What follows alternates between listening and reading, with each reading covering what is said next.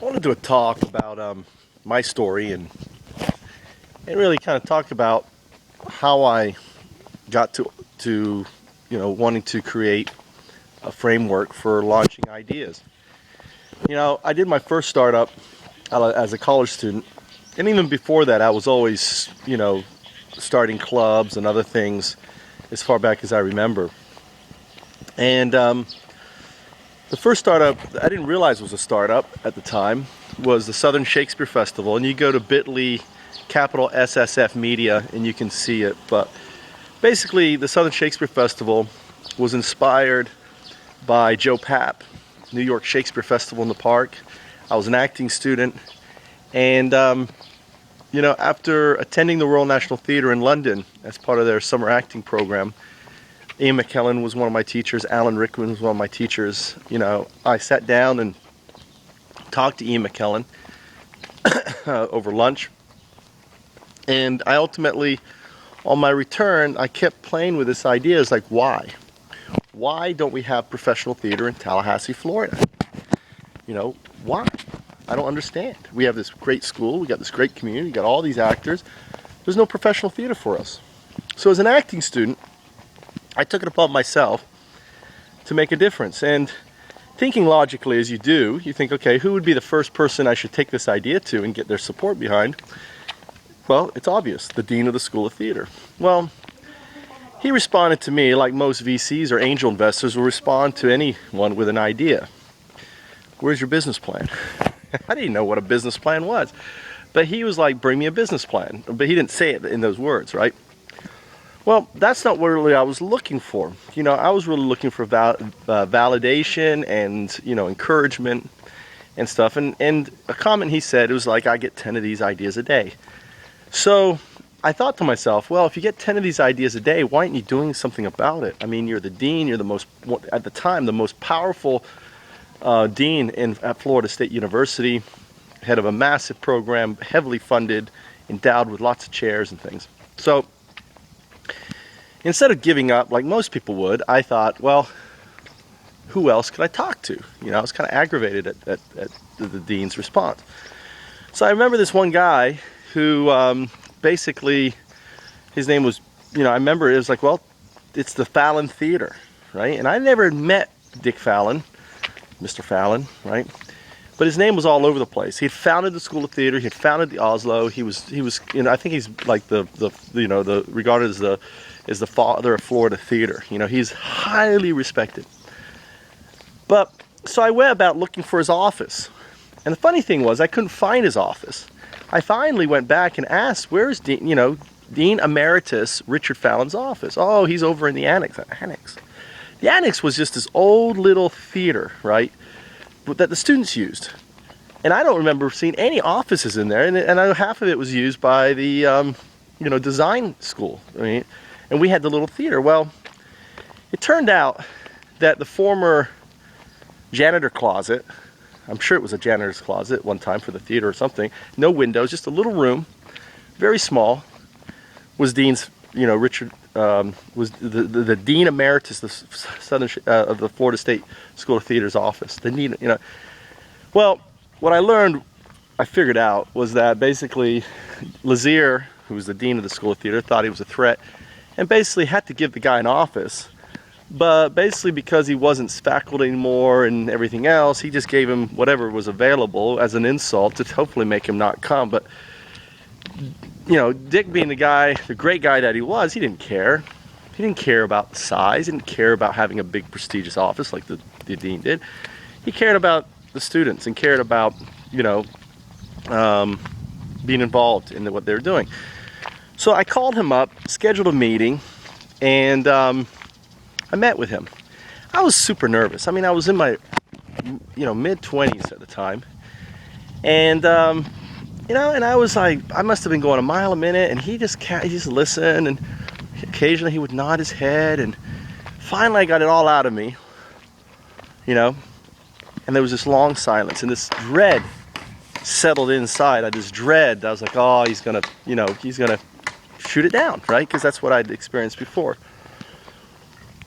And he looked at me and he goes, I've been wanting to do something exactly what you just described all my life, to unite the community and the schools together and producing this collaborative event, the Southern Shakespeare Festival. Then it was called the Florida Theater Project.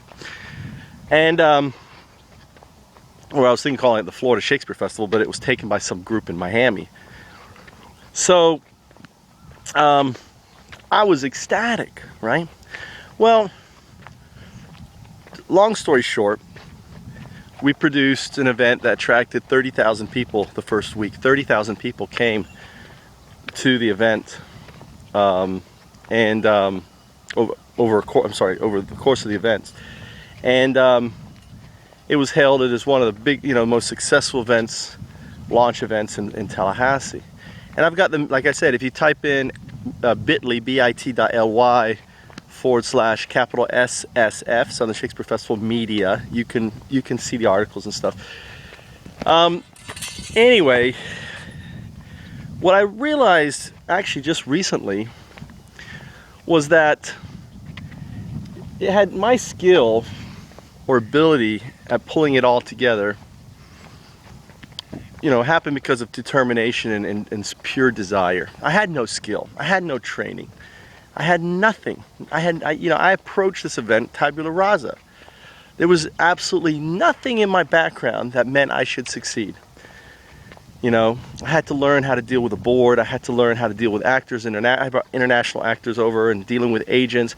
I was dealing with everything on the fly. No one ever taught me anything. No one ever did anything for me, right? The one thing I had was Dick Fallon. And what I realized in hindsight, that, having Dick behind me basically was that tsunami for change, in the sense that he was able to leverage, basically make a few phone calls and said, I'm supporting this kid. I think he's the right guy. And because of that, we were able to assemble a group. And it's funny, I should tell you about the first meeting we had, because it was a catastrophe. We assembled all the groups together. FAMU was there. Tallahassee Community College was there. Lazier wasn't there because he was completely, or maybe he was there. Lazier was there, or Bill Burns, I can't remember. I don't think Lazier was there. Maybe he was there. I can't remember. Jose Quintero was there, very famous director. Jose was there. And the late Jose Quintero, he's now passed, but he was there. And obviously there was June Strauss, I remember, and there was Dean Lazier. And basically it was my first ever time presenting in front of my gods. These were demigods to me. I was so nervous, I could barely get a word out. Eventually, someone, I think it was Doctor, can't think of doctor's, what's his name, from Tallahassee Community College, but he's like, I tell you what, this is, a great idea, Michael, and everything, but I tell you what, let's all just decide to do a Shakespeare play this season, or next season, or something. That'd be a great way to start. So they were like, that sounds good. So, and then Dean Emeritus Richard Fallon stood up and was like, no, we're going to do this thing. It was funny, he just grabbed the whole audience and was like, no, this is what we're going to do. We're going to, and if you're with us, you're with us. And if you're not, get the fuck out, basically what he said. And that was interesting. But what I realize now, as I'm 44 years old and looking back on this experience, was that the only reason why Southern Shakespeare Festival happened had everything to do with one thing, and that's having a name behind it. Yeah, I had a good idea. And ultimately, with that one person, I was able to assemble a board, I was able to assemble support, and one thing led to another, led to another, led to another. It wasn't a business plan. It wasn't me, because I didn't have the skill set. I'm not like a genius. I'm just an ordinary guy. I'm no different than you. I'm dyslexic. If you read my blogs, I can't write. Most people who think of themselves as intellectual think I'm a complete moron. I was a kid that stood up and, had to stand in the corner and was called a moron. I was a class clown. And But that experience taught me something, and it taught me that all the planning and all the business plans and everything in the world, if you have determination and passion behind your idea, you can launch it. And then 16 years later, having gone trying to get Eduit up and having WikiTube, having great getting WikiTube validated by having YouTube, and they just released their whole YouTube. Actually, they have their old playlist. They have the videos now at the bottom, just like WikiTube. I mean, it's our layout on YouTube, which is great validation. But I couldn't get anyone to give me money because I didn't know. I didn't have a Dean Fallon behind me, right? And that's the problem. Especially what I realized is that as we're trying to encourage people around the world to be entrepreneurs, right? I'm a white guy, very well connected. I have Eric Reese's, Dave McClure's. I don't have Steve Blank's, but I have VCs. I've been bugging them for the last 3 years. I've been bugging them. And but I'm not sitting at their coffee table, right? I'm not playing golf at their country club. Dean Fallon is a unique individual, and he saw past my inabilities, and he saw the potential of the idea. And what I realized last year when I started working on OIF is I really wanted to create a Dean Fallon for the world. To me, OIF represents that same sense of willingness to give any idea a try and to impart his vision and his passion into creating a framework that will help anyone with an idea become successful by taking away the systemic problems like them having to do it. Imagine if we say, bring us your ideas and we're going to validate it. If it validates, guess what? It's automatically going to build a team. And guess what? If it automatically builds a team, then the team's going to build the prototype. And guess what? If we get the prototype done, we get the customer and we're making money. Guess what? Now we're a startup. It's a very simple. OIF is stupid simple. And, I am frustrated because I know that the truth isn't being told entrepreneurs. No one goes around, you don't see ads in the New York Times saying 97 to 99% of all startup ideas are going to fail, right?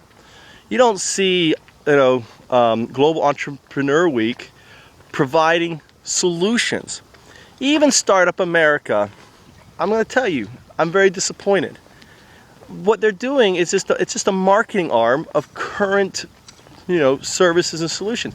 It's nothing new. Yeah, they did negotiate a 50% discount on Indiegogo. Well, you're still paying 5%, but in reality, crowdfunding is not the solution because crowdfunding on average is going to raise you about $5,000 for your startup. Why? Because I've done it and I've tried it. If you happen to have rich people that are your friends, yes, you will raise the money you need, okay?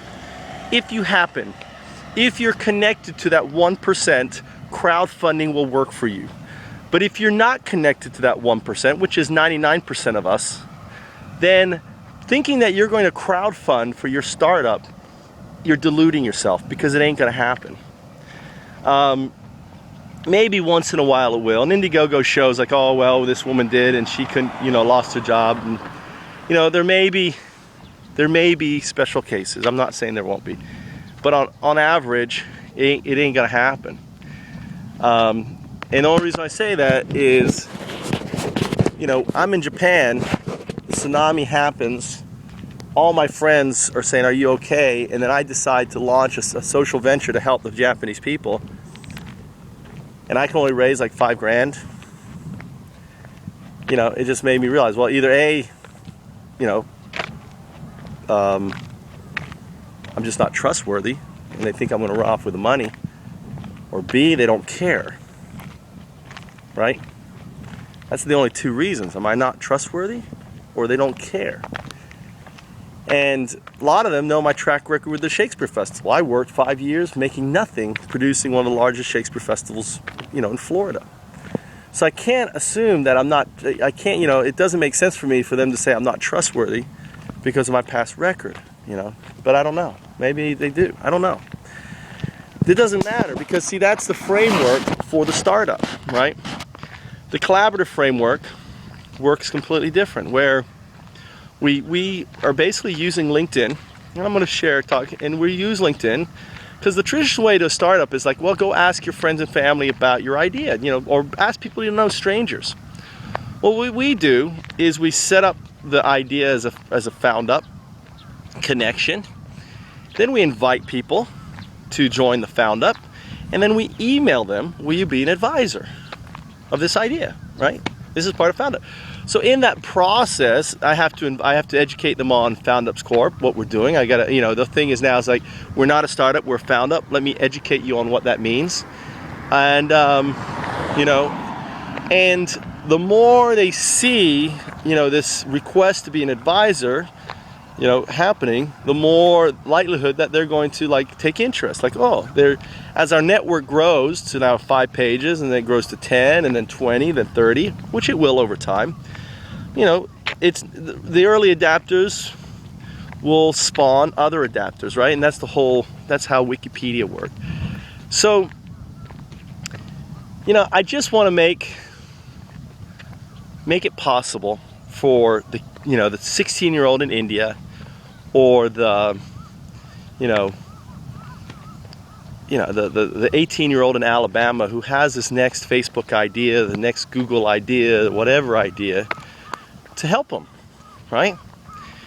And to do all the work for them, and to roll out what I call socially conscious corporations. And this is also important, because right now, the other thing that's really, really, and I think it upset you too, is the whole banking plight. We've killed the American dream.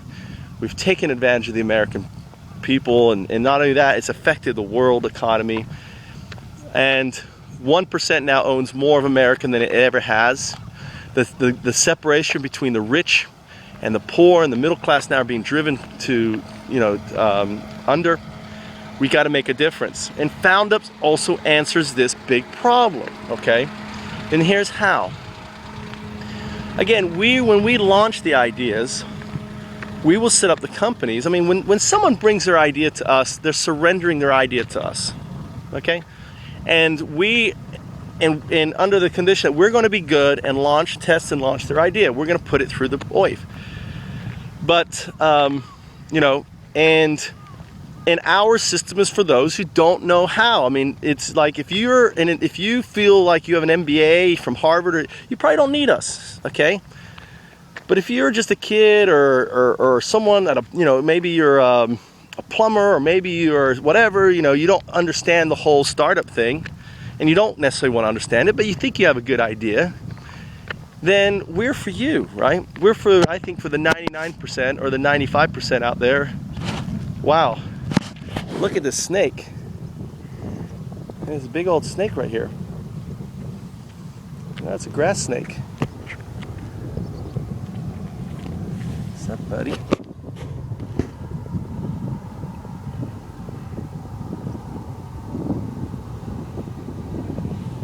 Well, I'm gonna move away. Maybe he'll stay there for my son. Okay.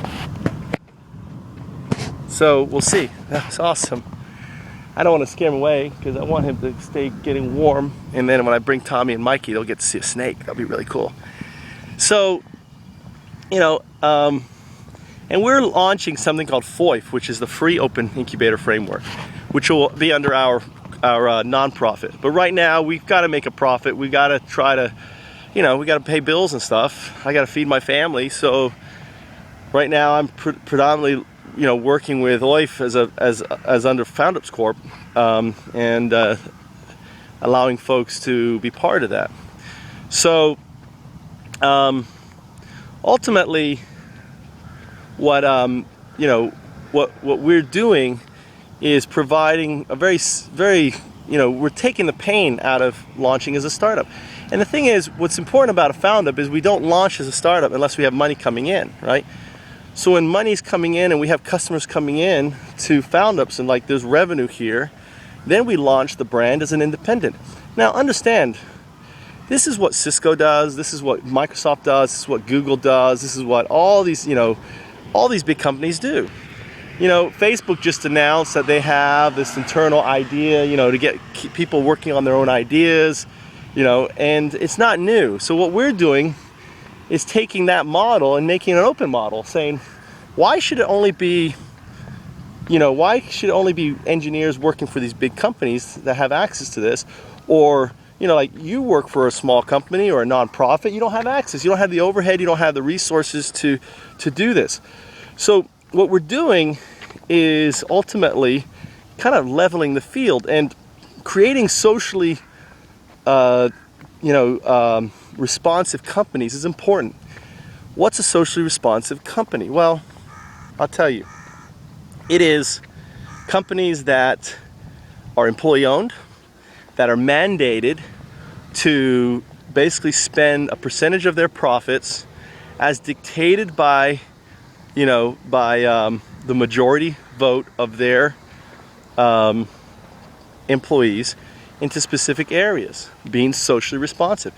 It's about being companies that are sustainable, that you're not taking from the earth, but you're trying to be sustainable. If we can, there's no reason why we couldn't have 10,000 companies rolling out that are mandated as part of their articles of incorporation to invest profits into improving their environment. See, there's two types of people who are business owners. For the most part, there's the greedy business owner who basically just wants to gather as much toys as he can or she can and doesn't give a fuck about anyone else, right? We need to nurture and cultivate the other kind of business owner, which says, you know what, living in a small footprint is okay. Having a good community to send your kids and making sure the community is vibrant and successful and is growing, that's what's important. Giving back is important. And if we can create a vehicle that takes these ideas and then launches them into these socially, I can't remember the term, socially responsible corporations, and create an engine, right, for doing this, then we can do a really good thing. And not only that, the other thing is like, well, one of the biggest questions, I'm going to share it. How do we get people to work for free? Well, it's easy, right? We established something called Found Up Dollars. They're not working for free, and we pay folks to work on Found Ups double what their hourly rate is. Okay, so if you make $10 an hour and you want to come and do PR or whatever, you're a marketing person, we'll pay $20 an hour in Found Up Dollars. Now, Found Up Dollars can only be spent within our OIF community. And Found Up Dollars, there'll be lots of things you can do with it. But right now, what we will do is to allow you to purchase equity in launching Found Up. So imagine this. So here's the problem. You work on a Found Up, most likely it's not going to launch. We accept that, right? Because only ones that will be successful will launch. We don't even, and when they're successful, they're launched, they're guaranteed to make money. That's our thinking, right? So it doesn't matter if your Found Up that you're working on doesn't launch, because when that other one launches, you can buy equity. So over time, when we have 1,000 Found Ups, just the matter of statistically speaking, we're going to have Found Ups that are going to launch, right? And when they launch, you spend your Found Up dollars. So you're mitigating your risk. You're getting rid of it. And we're providing, again, OIF provides that framework for you for the success. OIF is, very simple, and ultimately, we can license out this platform to any corporation, any company. I want to provide OIF for free to nonprofits, and ultimately just completely flatten how startups are done and make them fun and easy. Provide something that attracts the professionals because professionals really don't have time to involve themselves in, in startups because they're too risky and too much time consuming. But remember the open source development model where everyone does little bits. That's OIF. If we all come together and do little bits, we can accomplish a lot more than a small team having to do lots of bits. My name is Michael Trout, and I'm just an ordinary guy like you, living in Japan, living the dream. I love what I'm doing. I love everything about my life, and I've got a great family, and I want other people to have what I have. I'm not rich. I don't know millionaires. Millionaires know who I am, but I don't know any of them personally. Not well enough to say, hey, give me money. Well, that's not true. I know one, but I said, hey, give me money, and he just scoffs at me. Dean Minardi, that's you. Janet Hinkle, that's you with your connections, even though you're not in that field anymore. I gave a lot for the Shakespeare Festival, and I believe you guys felt like you gave also equally in it. So I understand why you don't feel so inclined to get behind my project. And I apologize if this embarrasses you, but I'm just I'm the type of guy who says how he feels, and if I goof up, I say I goof up. I made a mistake, and that's all I can do, and all I can do is try. So I hope that you will get behind me and support my vision of OIF, and make my dream come true, because ultimately it's Dick Fallon's dream. I think I want to create an environment where we can have 1 million Dick Fallons, and we can create any project and get any project launched if it's good enough to launch, and share the wealth, so everyone in the world can be part of this, not just a few. And the idea is that the ordinary people get access to these great ideas and projects before the institutional investors. That's my desire, right? And if we can do that, and we can prove that the found up is more successful than the startup, what will happen? Well, I'll tell you what will happen. We will create something called the Archangel. And the Archangel will be angels that, basically super angels, that align themselves with OIF. And because they know that when we tell them a found up is launching, it pretty much means they're going to make money, and it's good investment for them.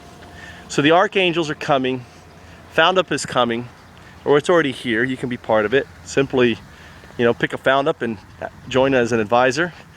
Read my manual that I have. I'll put the link under this video, and contact me, call me anytime. I work 24/7. I sleep between phone calls. I nap. I don't have a regular sleep schedule, but it works. Thank you.